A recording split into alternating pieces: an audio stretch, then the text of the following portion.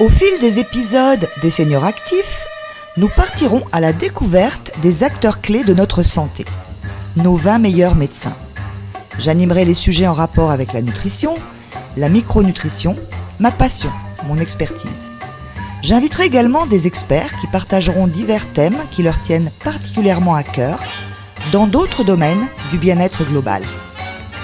L'objectif de ces podcasts est de partager nos expériences, nos missions de vie, nos secrets. Inspirer les seniors qui sont dans une démarche de mieux-être global et qui souhaitent rester au top de leur forme le plus longtemps possible. 3, 2, 1. Bonjour à tous, soyez les bienvenus à ce 27e épisode du podcast des seniors actifs. J'espère que vous portez tous à merveille et que vous êtes en plein dans les préparatifs des fêtes de Noël. L'épisode d'aujourd'hui est sous un autre format. Alors c'est un vrai cadeau, une histoire qui inspire. Et je suis ravie d'accueillir Catherine Riplinger, une amie de longue date, même si on ne s'est jamais rencontrés physiquement. Son histoire, son parcours de vie et sa mission, on va dire actuelle, oui, sont tout simplement fascinants. Catherine, sois la bienvenue. Merci Patricia, bonjour à tous. Alors oui, je m'appelle Catherine. Alors je vais essayer de me présenter, de faire court dans mon histoire. Ça va pas être évident parce que c'est pas facile de parler de soi. Alors je suis issue d'une famille de 4 enfants dont le père était médecin généraliste, une maman sans profession. Et puis, un père extrêmement pas facile quand même à vivre. Hein, il m'a pas sympa, donc j'ai eu une enfance assez compliquée. Il m'a tellement fait il a tellement été pas sympa avec moi que finalement, il a complètement brisé mon estime, ma confiance en moi.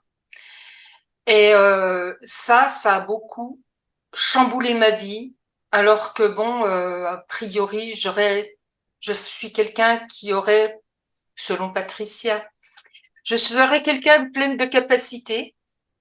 Un grand potentiel. Un grand potentiel, mais bon. Et donc j'ai mené ma vie comme j'ai pu avec les études que mon père m'a laissé faire, m'a autorisé de faire, mais j'ai pas pu faire les études que je voulais. J'étais passionnée de psychologie, j'étais passionnée par les neurosciences, par tout ce qui était lié au cerveau et au comportement humain. Et puis finalement, j'ai dû faire une croix là-dessus. J'ai passé des concours administratifs pour avoir un job qui me fait manger. Ça fait 31 ans que je fais ça. J'ai eu 3 enfants. Et puis, maintenant que j'arrive à 59 ans, j'ai décidé quand même de changer ma vie. Enfin, j'avais déjà décidé de le faire puisque je me suis tournée vers l'hypnothérapie qui est quelque chose qui me passionne. Alors, pourquoi ça me passionne? Parce que Et pourquoi l'hypnothérapie? Je te coupe, excuse-moi. Justement, j'ai fait 3 grosses dépressions depuis 2012.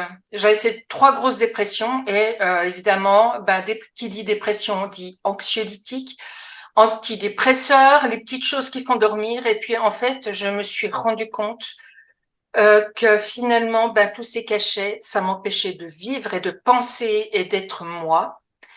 Et du coup, je me suis tournée, ça a été un déclic. Vu que j'étais passionnée déjà par la psychologie, je me suis dit, on va essayer les médecines douces et je me suis tournée vers un hypnothérapeute.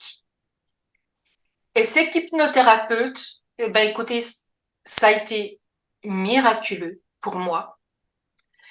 J'ai réussi à me sortir de tout ce qui était antidépresseur, anxiolytique, toutes ces choses-là. Et ça m'a tellement passionnée que finalement, j'ai fait une formation et je suis devenue praticien en hypnose et j'envisage aussi l'année prochaine de passer de faire le diplôme de maître praticien en hypnose. Voilà. Alors tout ça pour dire que bon, ma vie n'a pas été facile. Je pense que bon, il y a beaucoup de gens qui sont comme moi. Et en fait, toutes ces petites choses ont fait que j'ai eu pas mal de soucis de santé. Alors, je vais pas commencer à tout décrire parce que c'est compliqué. C'est compliqué à raconter quand on a plein de petits problèmes et puis que ça pourrit la vie de la personne.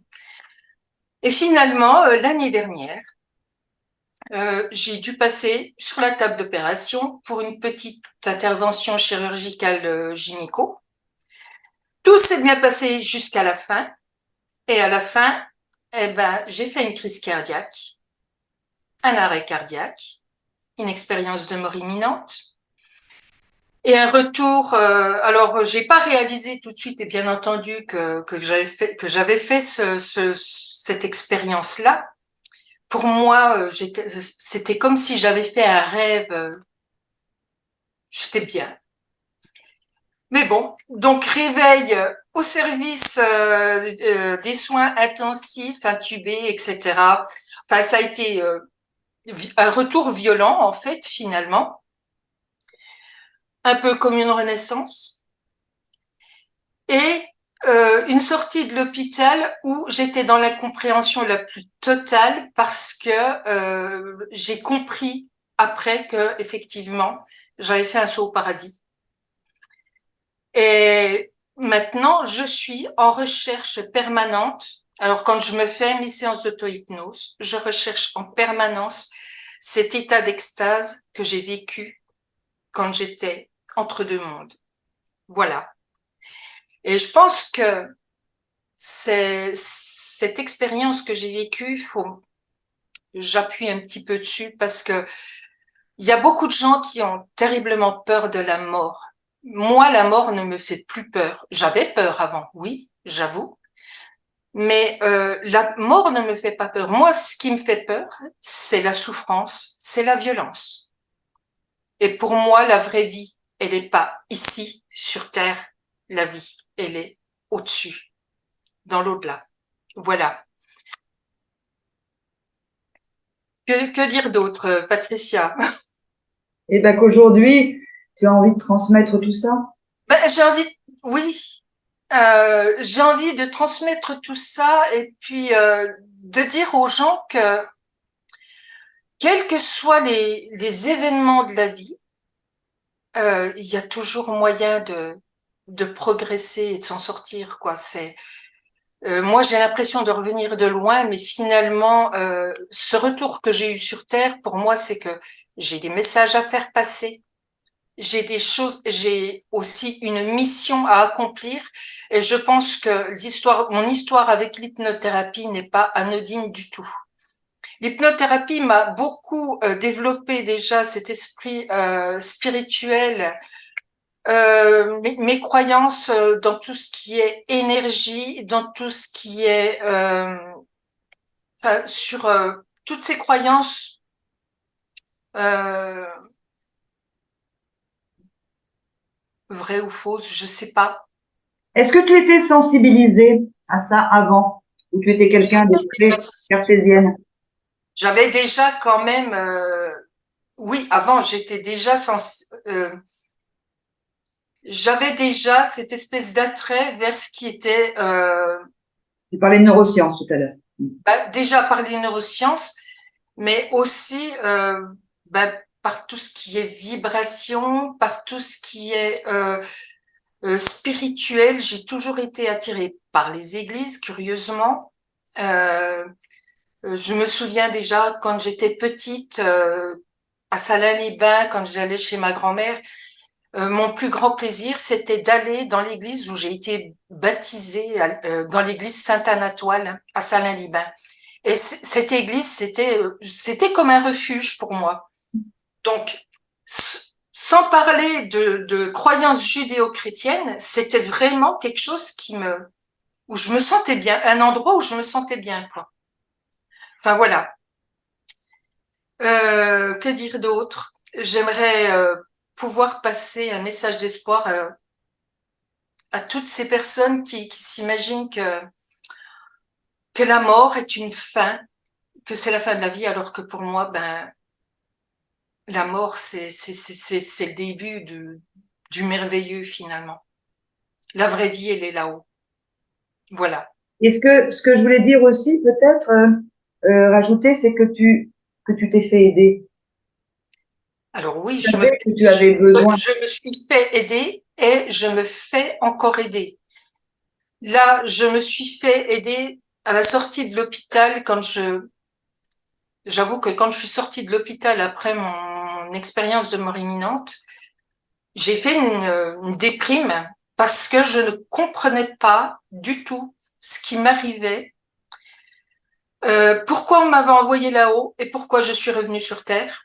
Enfin, pourquoi je suis revenue dans mon corps physique finalement. Euh, j'ai compris aussi que notre corps physique finalement ne nous sert que de véhicule pour notre âme sur Terre, d'où l'importance de prendre vraiment soin de soi, parce qu'il y a que là où on est mené à vivre notre vie finalement, où notre âme doit résider. Donc, je suis allée voir, suite à cette expérience de mort imminente, à la sortie de l'hôpital, je suis allée voir une dame qui est médium et qui est chamane. Et cette femme est une femme formidable. Alors, est-ce que j'ai le droit de la nommer? Non. Donc, voilà. Non, mais par contre, ça peut aider certaines personnes Les personnes vont pouvoir te contacter. qui ont besoin. Et cette femme, eh ben, elle m'a aidée dans le sens où elle a réussi à me donner déjà les messages que je n'avais pas complètement entendus lorsque j'étais dans l'au-delà. Et elle m'a recalé aussi mon aura.